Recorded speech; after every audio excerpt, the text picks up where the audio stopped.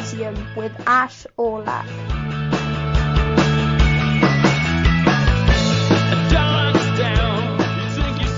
Hi guys, welcome back to the Symposium and You Can't podcast with kids. It's a sad day today as the Premier League season has finished, but we've still got a lot to look forward to, whether it be the Champions League, the FA Cup, as well as the overall post-mortem and autopsy of the season itself. I'm happy to be joined by Arjun, Lawrence and Boti as usual. And yeah, today we'll be talking about the final round of games and the twists and turns and the table that ended up being formed. Then we'll do our end of season awards, and finally we'll do our team of the season. And yeah, Arjun, how are you? I'm very relieved, as I'm sure Lawrence is, that our respective teams managed to qualify for the Champions League due to Leicester bottling it, really. We didn't really get there through any good results of our own, more just capitalising off the failure of Leicester, but we managed to do it in the end, so I'm quite happy. Looking forward to next season now that the Champions League's in the bag. I mean, I just generally do want to push against the Leicester bottling narrative, just because I think the degree of injuries they had cannot be overlooked. Lawrence, how are you? I'm great, because we're doing the season review today. I went through some of the old Premier League highlights from the start of the season. I was just filled with nostalgia because there were moments that I just completely forgot happened because the start of the season feels so long ago. But we are having to dissect the whole thing. So yeah. No, I think that's always a good thing to do. And I will say that the next pod after this will be a team by team review of their performances in the Premier League and maybe some more team kind of detailed analysis of La Liga as well. So watch out for that one. This is a kind of more general examination of the final week of games. But yeah, for our deep in-depth season review, that is in the second half of this pod, which will be probably at the end of this week. Boti, how are you? The word relieved come up a lot, and I'm going to say the same. I'm relieved, and also I feel vindicated, as I've been saying that Aston Villa can make it, they'll do it.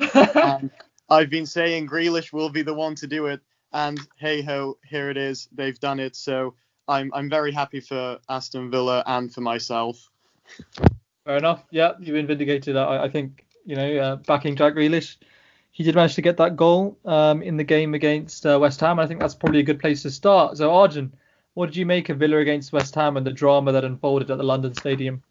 I wouldn't really call it drama because of the fact that Villa were the team that got the first goal. It kind of killed all the excitement. I think if West Ham had gone 1-0 up, it would have been exciting for the neutral. Villa would have had something to play for, especially with Bournemouth winning. But because Villa went 1-0 up with so little time left, it kind of meant that the West Ham equaliser was kind of inconsequential. But in the end, obviously a good result for Villa. Consolidating their status in the Premier League for one more season, and I feel like the Grealish goal sort of caps off what has been a very good season for him. But I don't think he'll be staying at Villa Park next season. I think he'll probably be moving on potentially to a top 6 team like Spurs or potentially Manchester United. I don't think it would be good for his career if he stays at Villa, who could be battling against relegation again next season. But then again, if he wants a regular game time and wants to be the star of the team, then maybe that's the place for him to stay.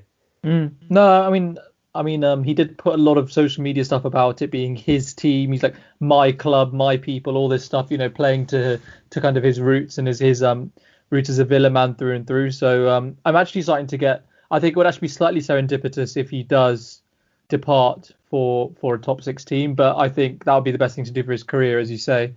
Lawrence, what were your thoughts on this? It was quite an important game because although Watford got hammered by Arsenal, and then although they made a bit of a comeback, they lost quite convincingly.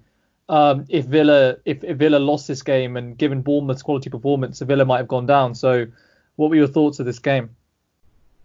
Well, I think Villa always kind of knew that they needed to get a result because Bournemouth, with nothing to lose, were going to go all out, as we said last pod, at Goodison Park, and they did win in the end.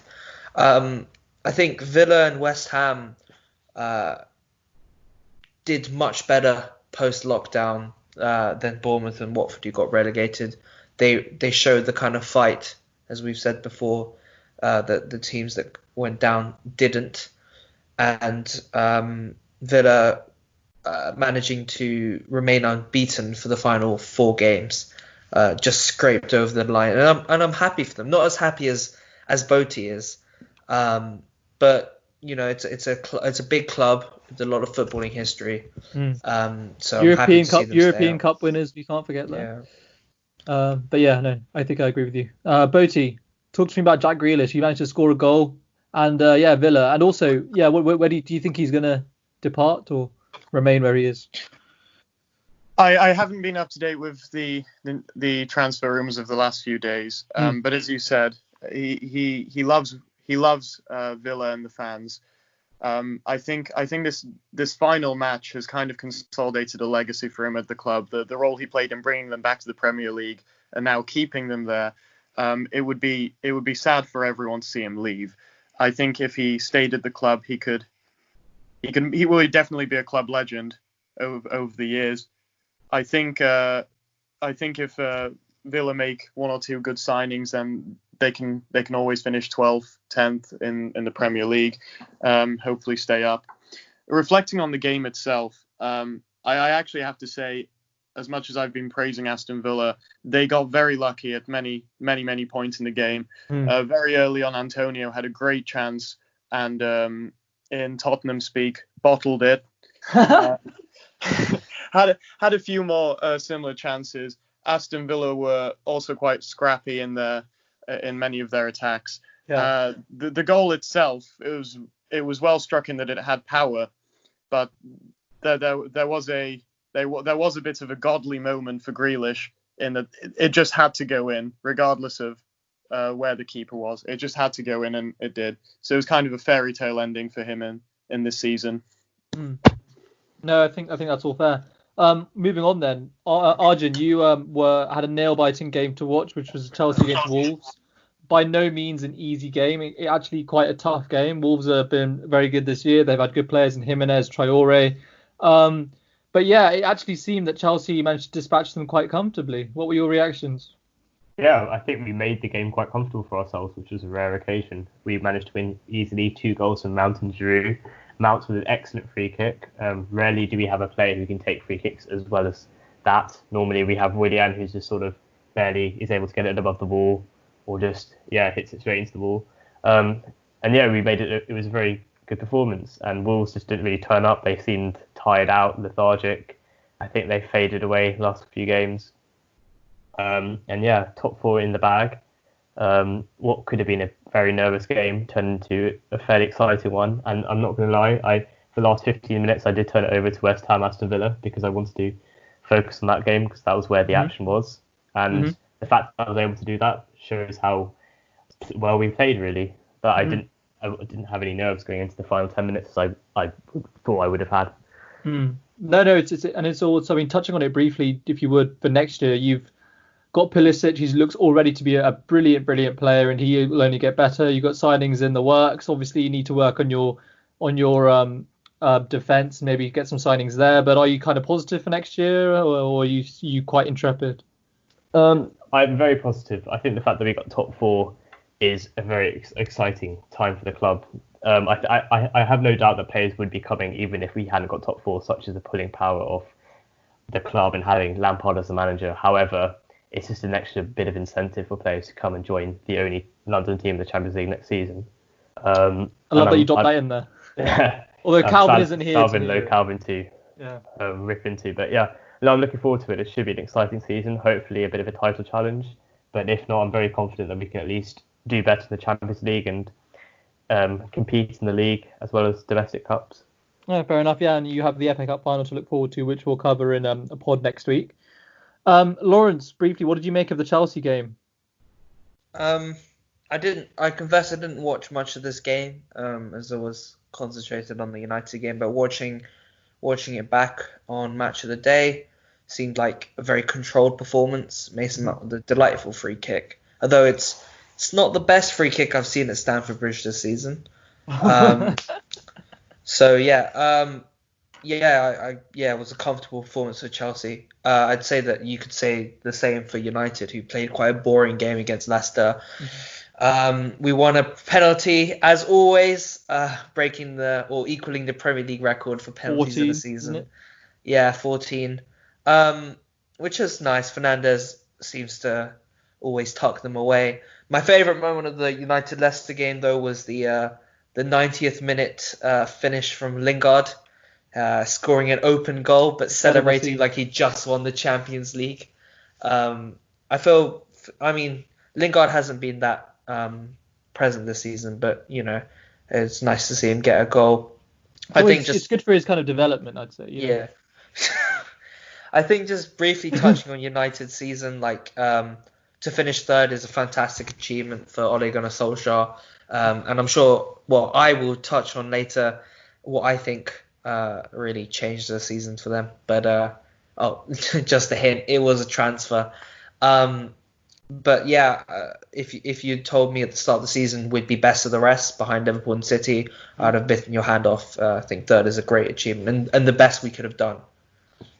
No, I think I didn't expect United to finish third before lockdown. And looking how badly Ole was in the kind of end of last season and beginning of this one.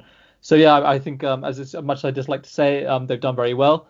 Boaty, what did you make of the Chelsea and United games and the overall kind of top four positions? Well, regarding Chelsea, I was astonished at the strength Giroud showed for that goal. To get past the keeper and round the defender, it was great. It's Giroud showing what he can do, and he's been good these last few weeks. I think I have to agree with Gary Lineker's tweets, which is a rare thing, but I really think that Pulisic will be the first American superstar soccer player. Yeah. Wait, are you saying Clint Dempsey wasn't a superstar? Well, in some senses, but Pulisic will he'll win some big trophies in the coming years, I think, which is something for Arjun to look forward to. Going on to the Manchester United game, my only comment on that really was I hate watching penalties taken the way Bruno Fernandes did, because I had to suffer through Neymar missing about 2 of 3 of every penalty he took like that. Beyond that, I think I agree with everything Lauren said. It's absolutely astonishing what Manchester United did. And yes, it was due to a certain signing mid-season. I mean, what do you make of Leicester's kind of dropping off? Well, I think Leicester maybe tied off a bit. Vardy had a chance, didn't he, this last game where or more than one chance, and I think so did Barnes. So it's not. It maybe Leicester were a little bit unlucky. I think Manchester United just had some incredible momentum going. Chelsea were controlled, as has been said already. That's all I have to say about that. Yeah, on the penalty thing, I just want to say that when Jorginho goes to Juventus, you'll have that to look forward to in Barcelona. Invariably, buy Jorginho in about 5 years, swapping for Ansu Fati or something. Then you have that to look forward to. Brilliant. That's a nice evisceration of Barcelona's transfer policy. Arjun, just finish off our review then with maybe a bit of analysis on kind of Leicester's dropping off. Is it because of injuries? Is it just because of classic choking? What do you make of that? Because it would have been surprising to say they'd not make the top four if you're talking about this when lockdown started. Yeah, it's mostly due to injuries, I guess. Since the infamous 9-0 defeat of Southampton that never gets mentioned now. Southampton have actually picked up more points than Leicester in that period. I think Leicester would finish 14th in the table since then with 24 points from 23 games, something terrible like that. They just peaked in the first couple of months of the season and fell off. Yes, due to injuries, maybe due to a bit of complacency. United and Chelsea both individually went on fairly good runs at one point. Obviously, United finished really well in the post lockdown era. But yeah, you could say it's a bit of a choking from them. But as I said in a recent pod, the fact that they finished 5th is an excellent season by them. So they shouldn't really look too sadly upon this season. Yeah, I mean, I think when you have people like Sionchu, Maddison, Chilwell all injured, and they've been some of the best players in the league this year, which would initially get quite rightly to some people's team of the seasons, you're inevitably going to drop off. But yeah, no, thank you for that. I think briefly I'll just mention that Bournemouth Everton was an entertaining game. Solanke actually seems to be scoring some goals for once in his career, and I wish him best of luck after his brief spell at Liverpool. And yeah, although Bournemouth put up spirited performance in against Everton, it was all for naught in the end as Villa managed to avoid defeat. And yeah, Watford had consigned themselves to going down, I think, with the sacking of Pearson. And they didn't although they mounted a spirited comeback against Arsenal, it didn't come to fruition. And I don't think many fans from opposition teams have a lot of sympathy with them given the sacking of Pearson. And all I hope is that Liverpool manage to get Sarr in the transfer window this summer. Moving on then, boys, let's get to our end of the season awards. Now, this season's been different to others, obviously for obvious reasons due to the pandemic. But I think we can still come up with some pretty decent candidates for most of these. And let's see if we can foment some debate. So let's start with, who is your manager of the season, Arjun? It's hard to look past Jurgen Klopp for everything he's done this season, the success that he's brought Liverpool, and the way he's done it. He's been a very inspirational manager, and this season is the culmination of everything that he's brought to Liverpool in the last couple of years. Obviously, the Champions League last season, and you could argue the more significant achievement of the Premier League this season. So it's hard to look past Jurgen Klopp, but certainly you can give honorary mentions to some others, like I'm sure the other panelists will. Chris Wilder has done an excellent job at Sheffield United. Hasenhüttl for Southampton, potentially a bit of bias here, but Lam has done a fairly good job for Chelsea in the circumstances that we found ourselves in. Yeah, but yeah, it's hard to look past Jurgen Klopp. Fair enough. Lawrence? Yeah, I mean, Jurgen Klopp is all good in that, but how can you look past Jose Mourinho? I mean, yeah, top 4 since he took over. If you count the table, no, it's got to be Jurgen Klopp. I mean, to keep the momentum from last season in the league, to basically for 3 seasons running look like Premier League contenders.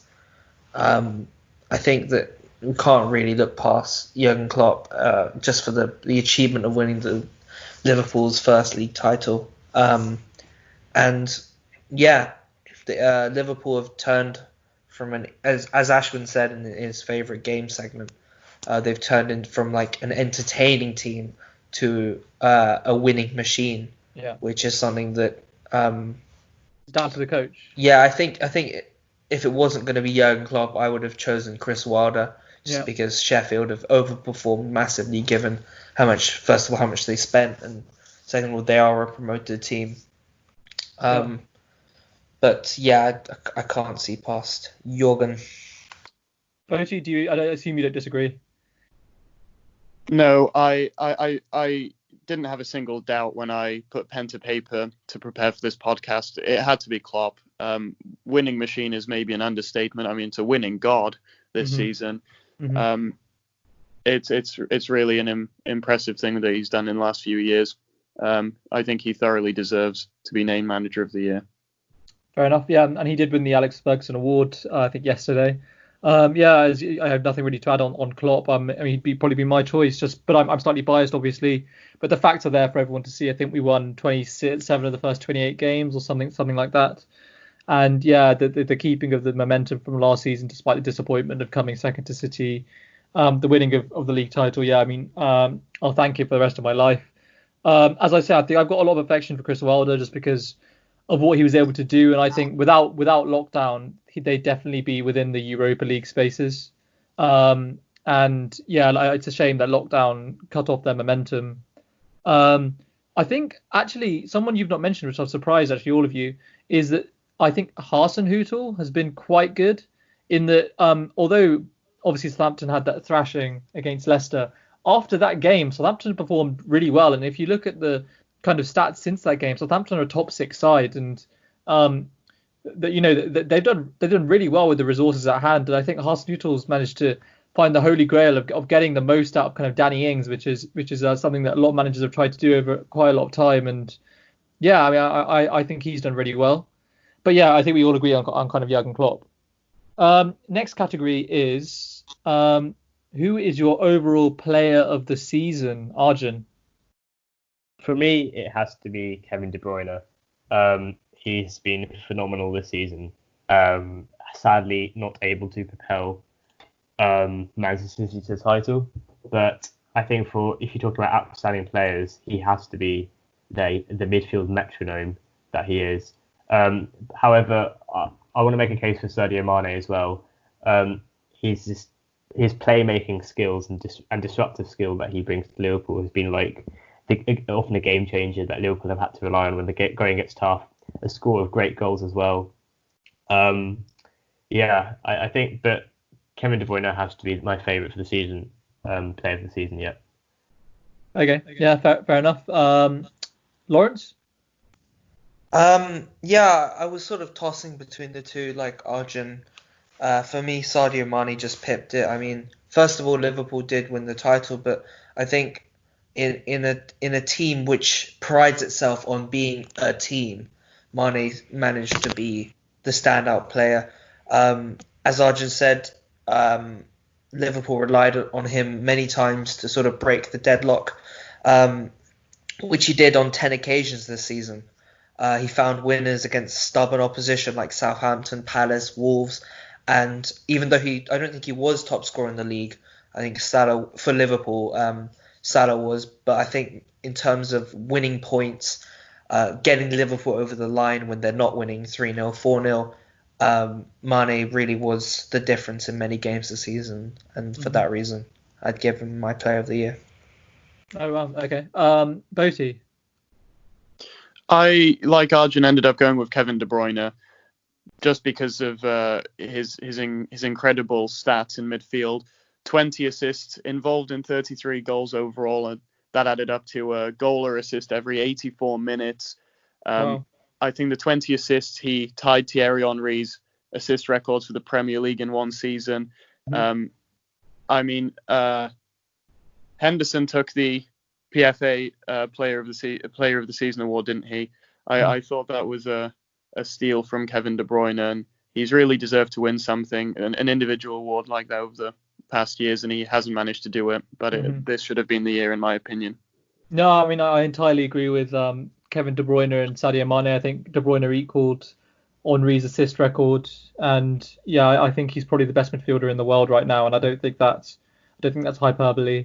Mane, his quality speaks for himself. He's been brilliant for Liverpool for 4 years. I'd always be grateful for him for being there. And I think in 2016-17, which was Jurgen Klopp's first full season where we got back into the Champions League before Salah arrived, and Mane was kind of Jurgen Klopp's first big signing, and he pulled out the bag, and he was instrumental in setting Liverpool on the path that they've managed to kind of reach the end of now. As you say, all of you said that the points that he manages to pick up for Liverpool are really valuable. In that, although Salah scored more goals, you could think of many games where Mane has pulled us out of a hole, like against Villa. It's hard to overstate how his quality in terms of ball distribution, finishing, pace. He's just got everything you need from an inside forward or from a winger. I think some people that haven't got enough praise, perhaps, as kind of honourable mentions, maybe Danny Ings, just because of his kind of goal scoring quality. I think Jamie Vardy was in with a shout of winning the award before lockdown, but as with the rest of Leicester, he's kind of slacked off slightly. I think we have some reasonably strong consensus. Yeah, I'd maybe drop Trent Alexander-Arnold in there somewhere, just because he keeps breaking records for assist records and goal involvements for fullbacks and defenders. So, he's always a mainstay in this kind of discussion. But yeah, Arjun, sorry. Yeah, with Danny Ings, you can make an argument that no individual player has had as big a positive influence on his team as Danny Ings, considering the quality of the players around him. 22 goals, I think 5 assists, and he contributed directly to 17 points. And those excluding the times that he brought Southampton back into a game that they ended up losing, but still scored goals. So yeah, and I think that's why I put it. I think we'll go into it later, but he'd be in my team of the season over Vardy, mainly because he was consistently scoring, whereas Vardy sort of fell off alongside Leicester. No, I think I entirely agree. Boat, you had something you wanted to add about Klopp. Yeah, just in the way as you described the process that Klopp underwent in Liverpool, the way he transformed the club. I mean, it really, to me, it really resembles something like the dynasty that Phil Jackson built at the Chicago Bulls in the 90s. High praise, high praise. Yeah. That's really what it seems like to me. It's extraordinary that there are all these average, or were at the time average to good players lying around. Klopp's brought them in, and he's created this absolute behemoth of a team. So all my praise to Jurgen Klopp. No. I mean, it's greatly appreciated, and yeah, I mean, I'm obviously very thankful to the man. Let's move on now. So that was our overall player. Let's move on now to our, I think, goalkeeper of the season. So I'll just go first. I think for me, mine is probably Henderson, for Dean Henderson for Sheffield United. I think he had a brilliant season. I didn't know much about him before the season began, but he's pulled off some quality saves. He's part of a very, very good defence. And yeah, I think from a place of where he started before the season, where very few people would have known about him, I think he's performed brilliantly. Arjun? Yeah, mine would be Nick Pope for Burnley. There's a reason why Burnley's results consistently exceed what the game stats say they should be achieving. The reason is because of his clean sheets. He was brilliant against Liverpool. Yeah, only one clean sheet of sharing the Golden Gloves at a team like Burnley is nothing to be sniffed at. So he would be in my team of the season. And with him and Henderson vying for the top spot in the England goal, next summer will be very interesting. Especially when Pickford seems to make an absolute howler every other game for Everton. So you think he's out of the England considerations? Well, I think we've discussed about how Southgate is quite loyal to his team, but I think that if Pope and Henderson continue this form next season, I don't think Pickford will be commanding the sticks next season. No, okay, no, fair enough. And as I say, I mean, Divock Origi showed that Pickford has quite small arms, so maybe you need longer arms to perform well in international tournaments. Lawrence, what are your thoughts? I assume you're putting David De Gea as your keeper of the season. Oh yeah, obviously, yeah. No, my goalkeeper was Dean Henderson. I think that Sheffield, for me, have had a very surprisingly good defence this season. 33 goals conceded, and I think Henderson's been a massive part of that. If you look at his stats, he's got 13 clean sheets this season at a club like Sheffield. That's not that's fantastic. And his expected goals conceded was 38.9, but despite having only conceded 33 goals, so he had sort of a plus 5.9 difference, which is a great statistic for a keeper. If you look at the others in the league, Alisson only has plus 2.4. Pope, surprisingly for me, when I looked this up, was only minus 0.3. He actually conceded more goals than was expected. I mean, Kepa is a fantastic minus 9.2. But I think that Henderson, I think Arjun's right. The fact that the two main contenders for this being Pope and Henderson, it bodes well for the future England squad, both being relatively young keepers. Boshi, what are your thoughts on the goalkeeper of the year? Well, Pope and Henderson are brilliant choices, but just to be a little bit different, I thought I'd give it to Ederson. Really? 16 clean sheets of 35 games and 30 goals conceded. I thought great, and give some praise to Ederson for once. He's not always living in the shadow of Alisson. No, fair enough. I mean, I do personally think Alisson is the better keeper, but yeah, those are some compelling stats, and yeah, it's different to the other choices that people have given. And I guess he's probably working behind a worse defence than definitely Henderson is. So maybe that's some relevant considerations. Lawrence, Arjun, do you have anything under rebuttal for the choice of Ederson? Well, I mean, Ederson is a different keeper to Henderson and Pope in that you also have to take into consideration how good his distribution is. He's an integral cog of that playmaking team in possession. And for that, Guardiola needs a very specific type of keeper, and you could say Ederson has performed that role very well. I guess my statistics on choosing Henderson were mainly focused on saves, and his work as like a traditional keeper. So I could definitely see the case for Ederson. Yeah, fair enough. Okay, let's move on to our defender of the season. Who do you have, Arjun? Well, defender of the season is quite hard because you can talk about fullbacks or centre backs. I suppose if you're going for purely centre backs, my defender of the season would be Declan Rice. It's a bit of a rogue choice because obviously I wouldn't say he's the best centre back of the season, but my shout for the most improved / surprise pick would be Declan Rice. He's played in every single minute of West Ham games this season, and he's been a commanding presence at the back. He's played in the centre back position 31 times this season, and he's been the reason that West Ham stay back. He's an absolute baller, and I think that next season he'll be playing at a much bigger team. And then overall defender, I would go for Trent Alexander-Arnold at right back. Critics have said that Liverpool played in exactly the same way. They just cross and hope for the best. But I think that's clearly the way they play. They maximised the use of Robertson and Trent Alexander-Arnold. So I'd say that he would be my pick for defender of the season in that way. I completely agree with Arjun there. Trent Alexander-Arnold's also my defender of the season. He got 13 assists this season. And Liverpool, with their system of playing such attacking fullbacks, has really been rewarded. He's made 151 shot creating actions this season. That's 4.28 per game, which is frankly ridiculous for a defender. He's been a constant threat at set pieces. Just to give context, Robertson only averages 3.12 shot creating actions per game. I mean, but both of those numbers are fantastic, and I think that this talk about moving Alexander-Arnold into midfield seems a bit premature when he is performing so well in that right back position. He's my defender of the year.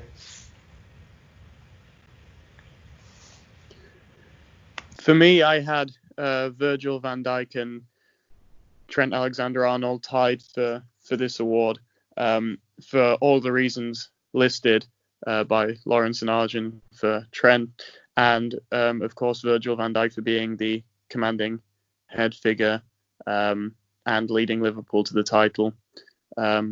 Great guy. Yeah, fair enough. So I think for my choice, I think Van Dijk is very obvious choice. I think it's hard to overstate, his quality. Declan Rice is a really interesting choice of Margin. I understand why he made the choice, but I think I disagree because his performances as a centre back weren't particularly groundbreaking or impressive. I mean, he was good for a midfielder playing centre back. But no, I mean, I'm surprised that you made that choice. I think Alexander-Arnold is an obvious choice from the fullback perspective, just because of what he adds in the attacking game. It's something we've not really seen before or seen in a long time. I think some people like Egan or Sionchu, I think they have honourable mentions as well. From fullback perspective, I think Luca Dean from Everton is obviously quite good. Ben Chilwell, they will put good performances in. But overall, I can't disagree and say I've got to say that the best fullback has probably been Trent. So that's the best defender.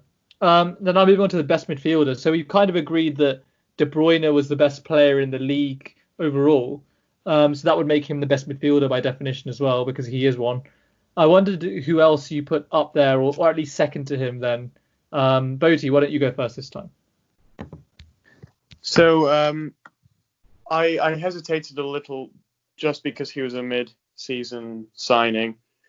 But Bruno Fernandes and the difference he's made for United, I have to say it's got to be him. Whether it's goals, assists, passes, he has it all. He's infused Manchester United with some real momentum, and it's carried them to third place.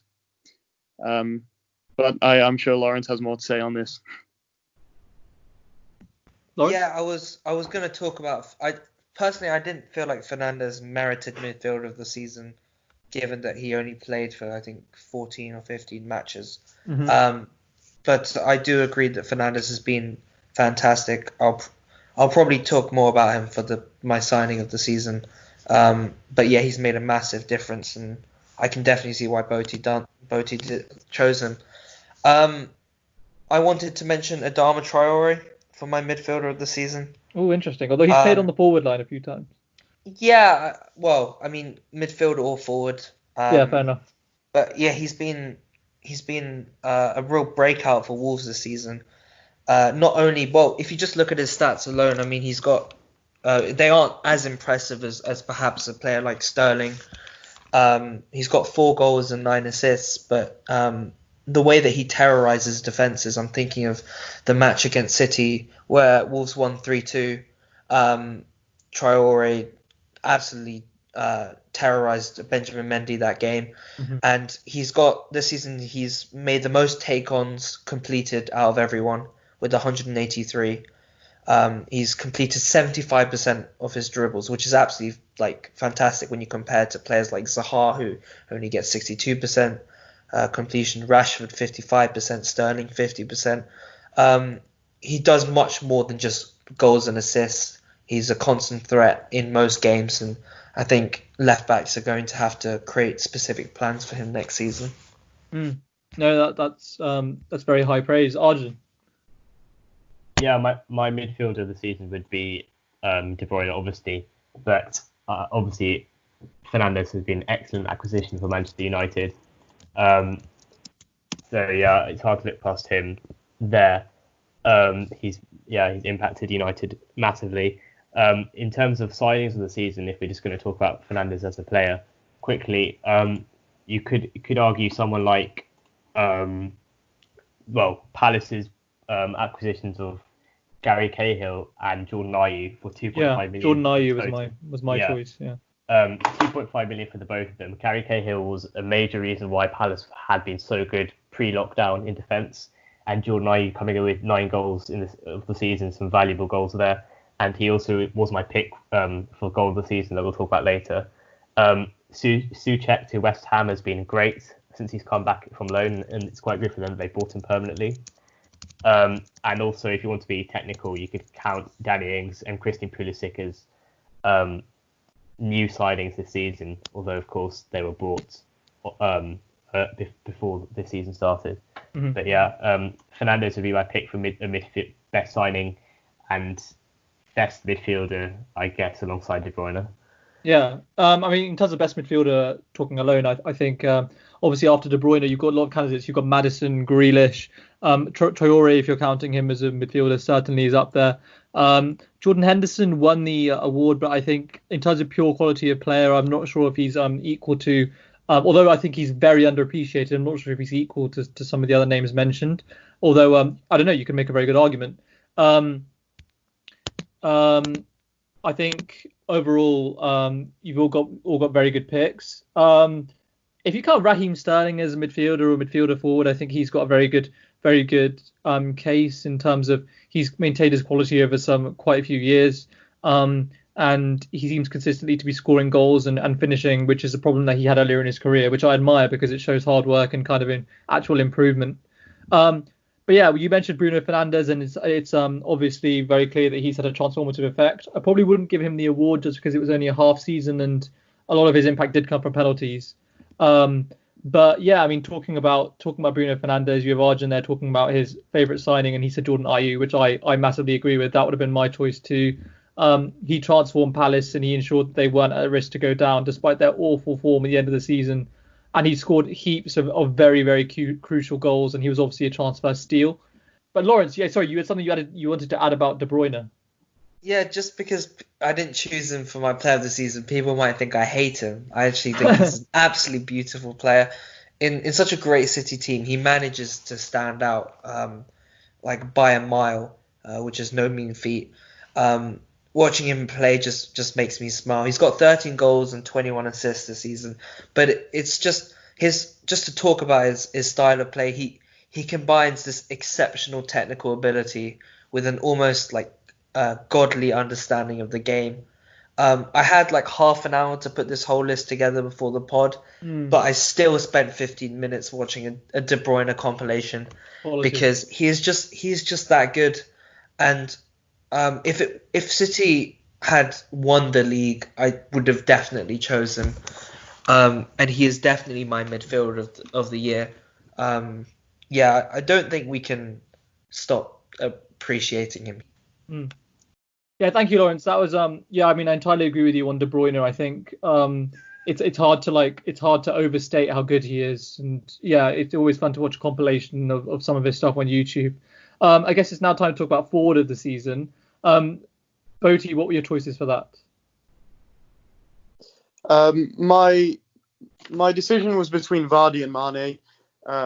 Vardy put up some great stats, won the Golden Boot, so of course he was there to be considered.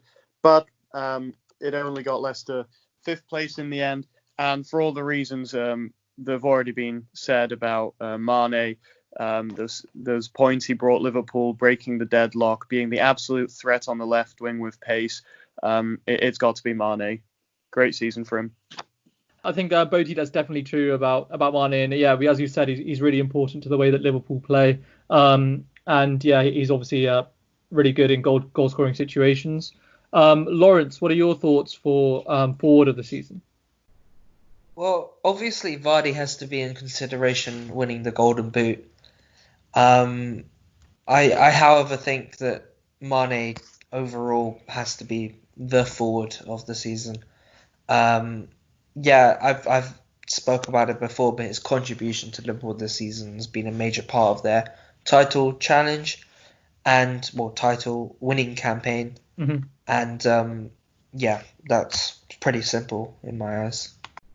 Fair enough. Arjun, what are your choices for forward of the season? Yeah, as I said before, Mane has been excellent, so I put him as my forward of the season. You could also make a case for Danny Ings as well, who's been phenomenal, and Aubameyang, who has scored 23 goals, I think, this season, and annoyingly missing out on top scorer, costing me quite a bit of money. But I think that if he was at a bigger club than Arsenal, in terms of a club that had done better this season, he would be feted more. I think he's been the reason why Arsenal have managed to finish as high as they have done, coming in some crucial goals. And I think that next season, with Arsenal not in Europe, he'll be in quite. He'll be the reason why they do better next season, and he'll carry them to, in my opinion, a Champions League place. Fair enough. That's a bold prediction, but we'll get into that in a different pod. But yeah, no, I think I agree with all of you on the kind of candidates that are at hand, whether it's Mane, whether it's Ings. I think Aubameyang. Yeah, fair enough. Although I think some of his goals are worth less than some of Ings's. I think that's fair enough to say. But yeah, let's move on to goal of the season. Arjun, what are your thoughts on that? Yeah, so my goal of the season would be Jordan Ayew's goal against West Ham in December. Now, Jordan Ayew's a player who has been overshadowed quite a bit by his brother, Andre Ayew, right from the get-go. The 2010 World Cup, his brother Andre Ayew was the star for Ghana team that reached the quarterfinals. But yet now Jordan Ayew seems to have surpassed him. Even you could even say that he's been overshadowed by his father, Abedi Pele, who's one of the greatest players in the history of African football. But yeah, Jordan Ayew has been a great signing this season for Palace, 9 goals in 37 games. And this goal was phenomenal. So he, in the final minute of the game, with nothing really happening, he sort of drives forward to the goal with the air of someone who has a greater purpose. He appears to have reached trouble when Declan Rice stretches to intervene, but he tries to sort of pirouette and goes past Rice, and then he has 4 players in front of him, but retains the composure to dance between Angelo Ogbonna and Balbuena. And then he only has Roberto to beat, and this finishes in style by chipping it above his head. The fact that the goal was a winner, coupled with the fact that he had like 5 players in front of him, meant that it was quite a phenomenal goal. Yeah, that would be my pick for goal of the season. I remember watching it live and just thinking, wow, if he could repeat that more regularly, he would be talked about more. Lawrence, you had something to add for goal of the season? Yeah, I personally think that this season wasn't great for beautiful, fantastic goals. Although there were like decent goals for everyone, you know. As Arjun talked about, there was a nice individual goal from Arjun. Individual goal from Jordan Ayew. I wish, yeah. Yeah. And well, there was that mazy run from Heung-min Son against Burnley that definitely deserves praise, leaving a trail of defenders in his wake. I'm sad that Calvin doesn't get to be on this pod because it's like the only part where Tottenham can shout about. Yeah. In terms of like acrobatic efforts, I think Welbeck and Yachen Bash's goals deserve mention.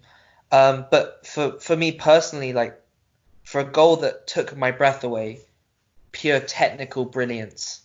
De Bruyne's volley against Newcastle definitely ranks up there for me. He receives the ball. The ball is in the air just outside the box. He chests it down, and then on the half volley, just absolutely thwacks it into the net, crossbar and in, which is my favorite goal, to be honest.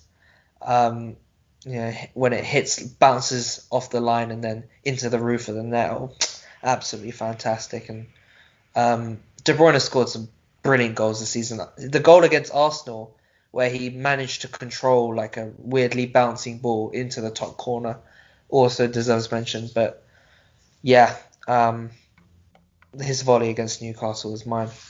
Yeah, I think that's brilliant. I think mine would probably be Song Heung-min just against Burnley, just the mazy run. I thought that was brilliant. But yeah, and I think we have good consensus there. So we can move on quickly to best signing. Arjun's already spoken briefly about this. He's talked about Jordan Ayew and his impact at Palace. He's spoken about Bruno Fernandes, which has obviously turned around the forces, turned around the opportunities in Man United. Lawrence, who's your signing of the season?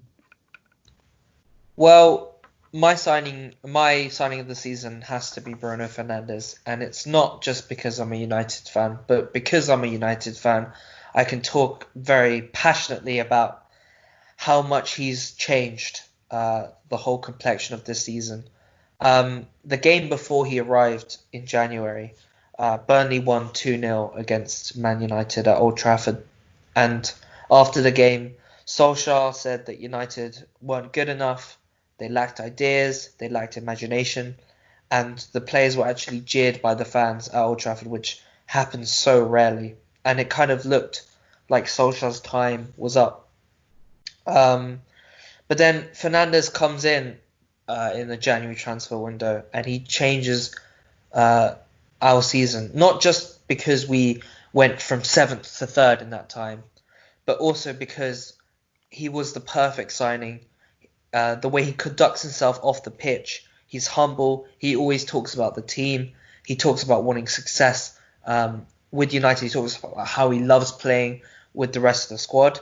On the pitch, his impact has been far greater.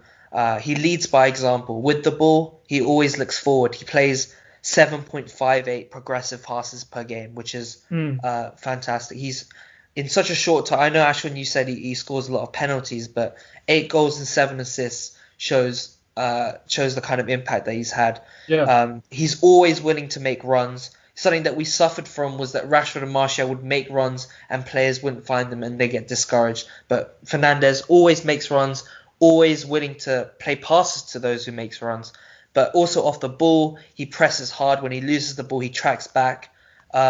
He is the catalyst for this United team. The signing, I mean, people have likened his impact to Cantona. I don't think those claims are unfounded. The kind of impact that he's had on and off the pitch this season for United has been fantastic. And the fact that I'm saying this despite him only arriving in January just kind of shows the impact that he's had. I was on board with everything you were saying until you said that it's equivalent to the impact of Cantona. I mean, if it is, we've still got a lot more time to see if that comes to fruition. But yeah, I agree he's on the right path. Boti, your choice for signing. Word for word, what Lawrence has said. I think he's made the case for Bruno, and I totally agree. Fair enough. No, I think struggle to disagree. I'd say Jordan Ayew just because of his goals were so valuable for Palace and the fact that their form was so bad after lockdown, which illustrates how close they would have been to relegation should he have not gotten those goals earlier in the season. So I think maybe him for me. But I think Bruno Fernandes, you can't overstate the quality of his performances and the fact he's been so instrumental in turning around Manchester United's fortunes. Moving on now to the best game of the season. So I'll go first. I think for me, there are two choices. One is Liverpool 5-3 Chelsea, which although it was a very recent game, I thought it was a really exciting game to watch. It was a bit of classic Liverpool from 2014, 2015-ish, letting in goals but scoring heaps. Entertaining, end-to-end stuff. It's really what you like. But I think the game that was better than that was Chelsea 2-1 Man City. Even though there was no crowd there, it was intense, it was fiery, the goals were high quality, both teams had chances. It was everything you love about the Premier League. Boaty, what was your game of the season? Well, Ash, you're really not going to like this. I solely picked it because it's the one that made me smile, laugh, and feel great about myself the most. I happened to be in a bar at Bristol at the time, and the whole bar was throwing their drinks. The vibe was absolutely immense. And of course, this game was Watford-Liverpool 3-0. What a day it was. Thanks for that. Come on. What's your reason? Solely because everyone was happy about it. And, as a utilitarian, well, not actually, but let's just say when everyone's happy, I'm happy too. Fair enough. No. What of a charitable bloke you are. Lawrence, what favourite game of the season for you? Well, the first match that came to mind was that Chelsea City match. It kind of, as you said, it had the fire and passion that people said that would be lost without crowds in the Premier League. Mm-hmm. And obviously, in terms of its importance, again, a league title was won at Stamford Bridge, and Chelsea didn't win it. But yeah, my match of the season was Wolves v Man City 3-2. Wolves winning despite being 2-0 behind to complete the league double over Man City. And I've mentioned how much I admired Adama Traore before. Well, in this game, he was absolutely magnificent. And I forgot to mention earlier how much I rate Raul Jimenez as well, mm-hmm. who I think is a very underrated striker in the Premier League. He's got 17 goals this season. And he has the attacking awareness and finishing of a number 9, but he also combines this with the flair and technical attributes of a number 10. And in this game, he did manage to score. And for me, like the comeback that Wolves managed to put over on City was a real delight for me. And it was a very enjoyable game. Arjun, your thoughts on the best game of the season? Yeah, my game of the season I'm a bit biased because I went to this game, but it would be, and it also wasn't in the league, but it was Chelsea 4, Ajax 4, because it was just an insane game. Ajax going 1-0 up after 1 minute, us getting a penalty and scoring it 2 minutes later, and then us going 3-1 down at half time, all hope lost, 4-1 down after 10 minutes of the second half, and then managing to complete a comeback to 4-4 with Ajax's 2 players sent off, getting a late winner, only for it to be ruled out by disallowed through offside. So yeah, that was a mental game to watch for me. But yeah, I in terms of Premier League games, I agree with Lawrence. The Wolves Man City game was class. Mm. Also, the Chelsea Man City game a few weeks ago was a great game. And also, I want to put in a shout for Southampton against Man City from early this month. It was just a defensive masterclass from Southampton, who went ahead after 15 minutes and then just defended for the rest of the game. City created so many chances, and Southampton just prevented all of them. That was a great game to watch. No, I think I agree. As I say, I think another game I'd like to mention briefly was just Liverpool 4-0 Leicester, just because it was like the most comprehensive dismantling of a team of similar quality, or at least according to the table, similar quality that I've seen in such a long time. It showed that I guess the importance of Liverpool's fullbacks in the title win, just in the sense that Mane and Salah didn't have their best game, but Alexander-Arnold pulled through, and it was really good. And yeah, it was just a really good game for demonstrating kind of Liverpool's tactical proficiency. Let's talk briefly then now about the best moment for our team. So I think either for me, I'll start off. It was either that game or the defeat at Anfield for Man City 3-1, where we moved 8 points clear, which kind of proved to me that we were kind of on the way this season. Lawrence, what was the best moment for your team this year? Well, continuing the trend of beating Man City, the game where United beat City 2-0 at Old Trafford to complete the league double over them was my best moment. The moment when McTominay scored that 45-yard chip over Edison, I can't remember many moments more satisfying than that over the years. Old Trafford was absolutely bouncing. I only wish I could have been there. Yeah, and it kind of demonstrated, first of all, the impact of Bruno Fernandes, who gave a great assist for the first goal with the free kick for Martial, but also the way that we've come together as a team. And keeping a clean sheet against City is no mean feat. No, fair enough. Bertie, although it's Barcelona, what was your best Barcelona moment of the season?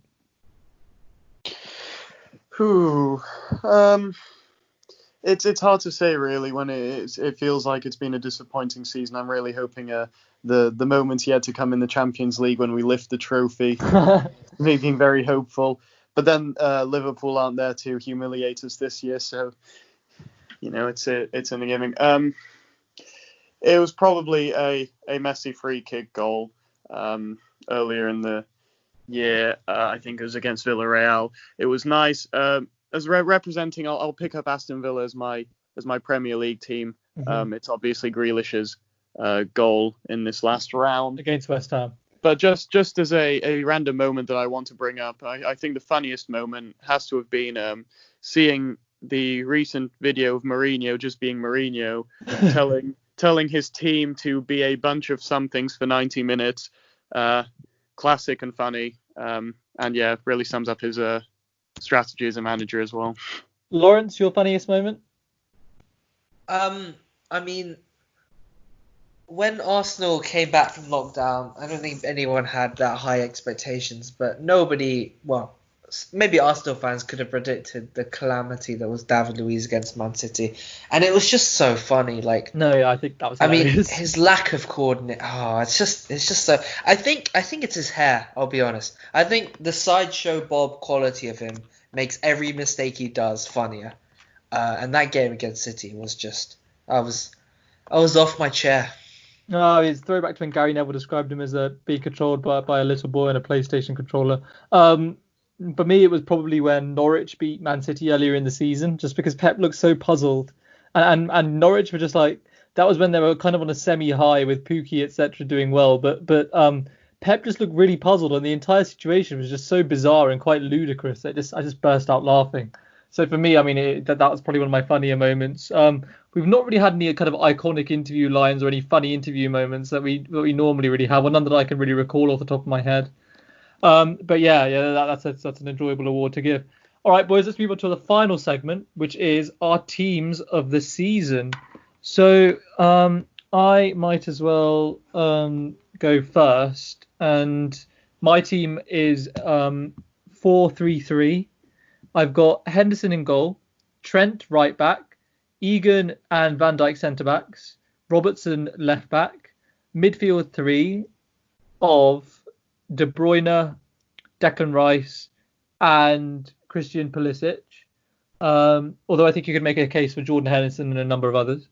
And then the front three, I've got on the right Traore, in the centre Danny Ings, and on the left Sadio Mane. What do you think of that? And what are your teams, Arjun? Yeah, good choice. My team is 4-4-2, so Nick Pope in goal, Trent, Van Dijk, Rice, and Robertson in defence. Wide midfielders are Sterling and Mane. The midfielders in the centre would be Henderson and De Bruyne, and then up front Aubameyang and Ings. Mm. Obviously, with Mane, it's the case that he plays more in a front three, but I had to accommodate him somehow. I wanted to have Sterling and Mane there as well. So yeah, that's my team. So you wanted to pick for Pulisic, especially in midfield. I guess you have to accommodate him somehow, but I'm surprised that you picked him over Henderson, considering how little Pulisic really featured in the first half of the season. The reason is just because I think Henderson. I think I've made like 2 or 3 iterations of this team, and Henderson is in the other 2. But the reason why I chose to mention this one on this pod is just because I think Pulisic offers something interesting and new to the league. He beats people, he runs at people.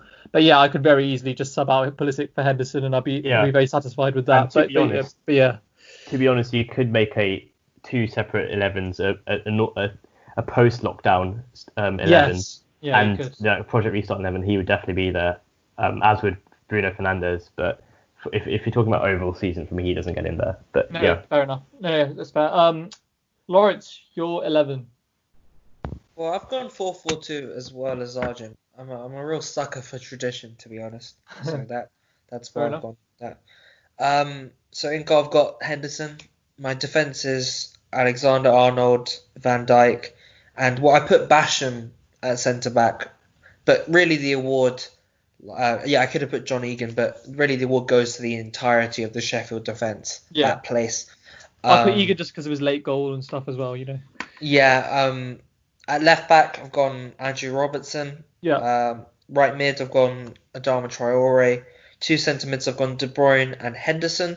Just thought Henderson, he's been kind of captain fantastic. I know we haven't talked about him a huge deal in this pod, but I think he's been the heartbeat of the team. His work rate is never questioned, and I think he's very underrated as a passer.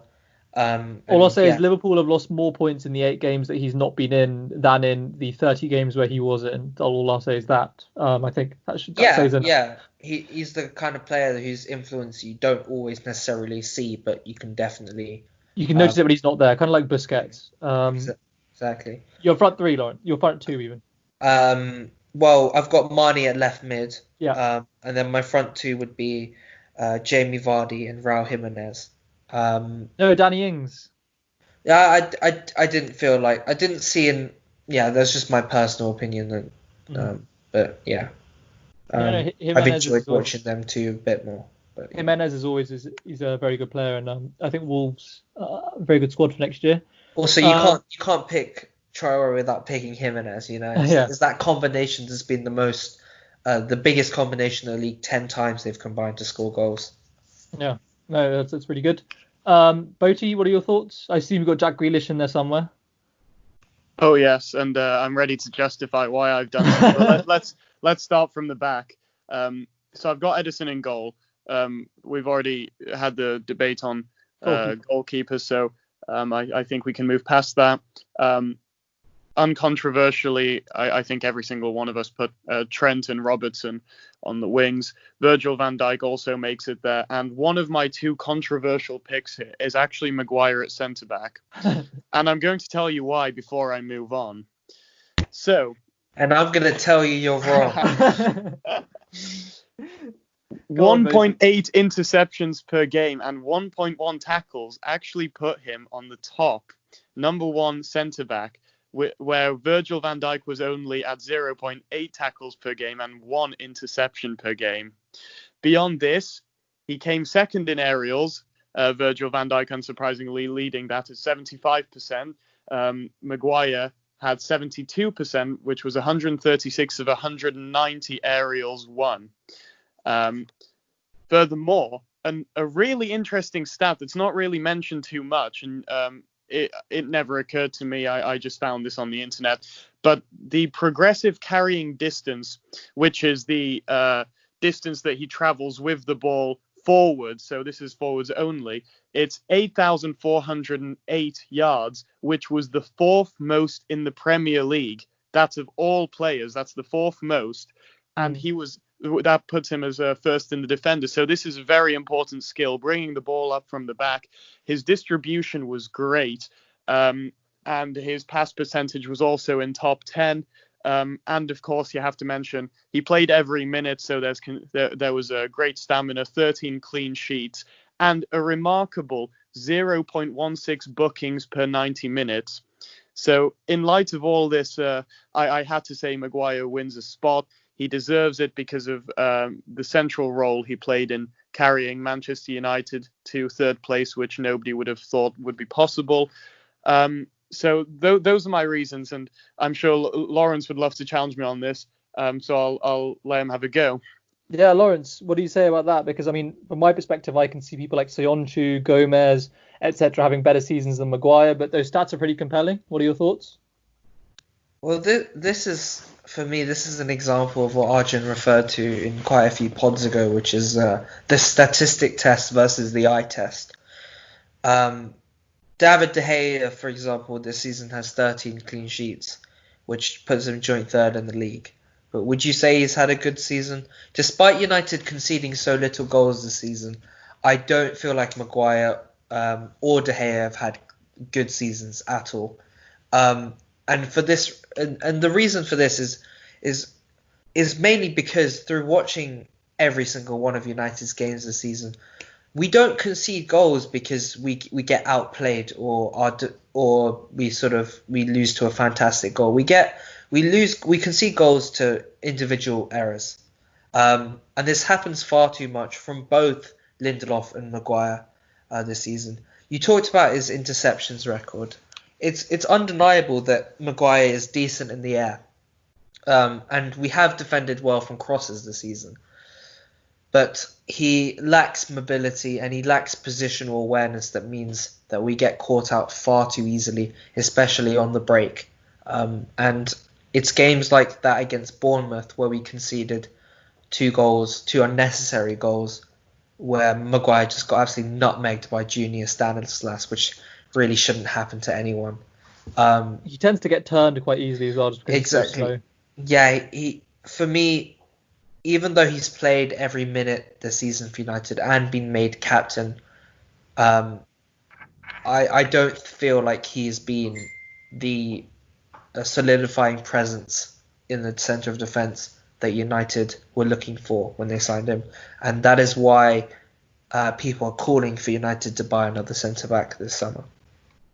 Fair enough. Yeah, I mean, hard. I probably come somewhere positions probably somewhere in between you. I think the stats are quite compelling, but yeah, you can't get past the eye test just because he looks like he's going to make a mistake, and he does make mistakes, and he does get turned quite easily. And I think he does. Unlike Van Dijk, Maguire does need another centre back of good quality next to him, whereas Van Dijk can elevate someone like a Lovren or a Matip. He doesn't need someone equally as good as him next to him. Sorry, but it is true what Botti says, that Maguire's distribution is quite good. Yeah, and good. Him He brings the ball over across the halfway line well. Both him and Lindelof do add into the midfield very well because they are comfortable technically.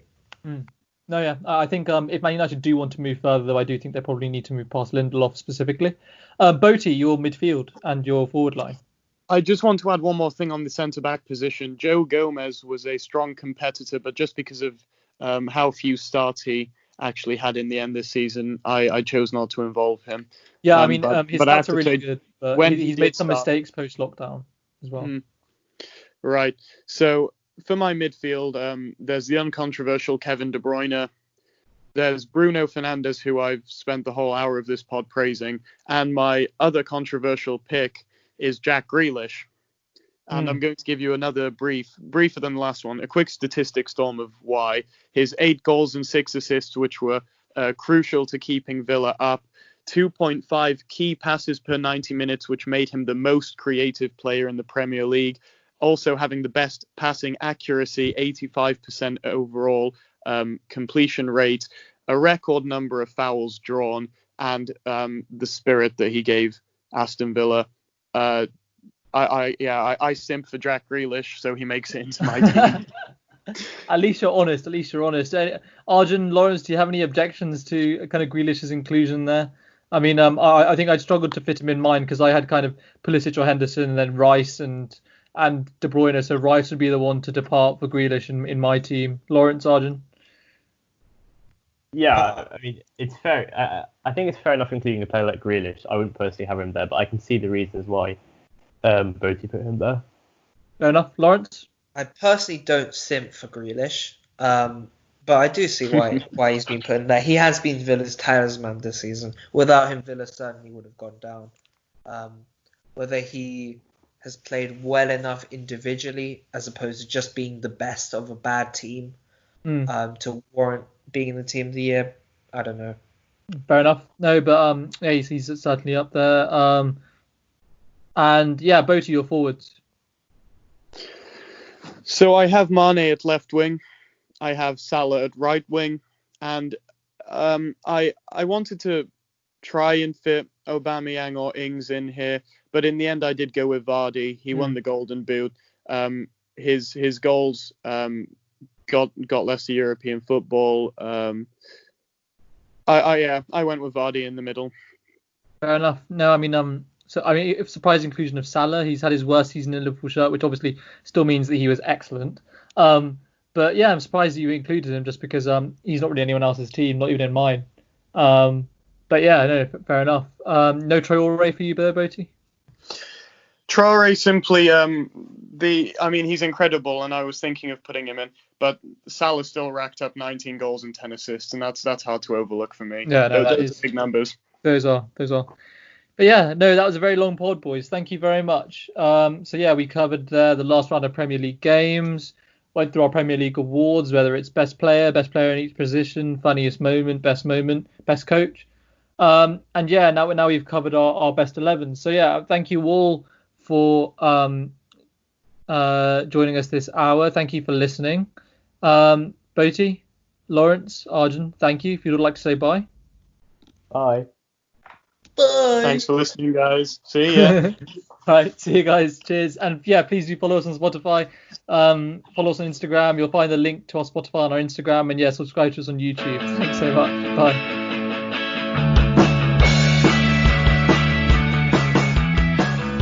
The Symposium with Aulak.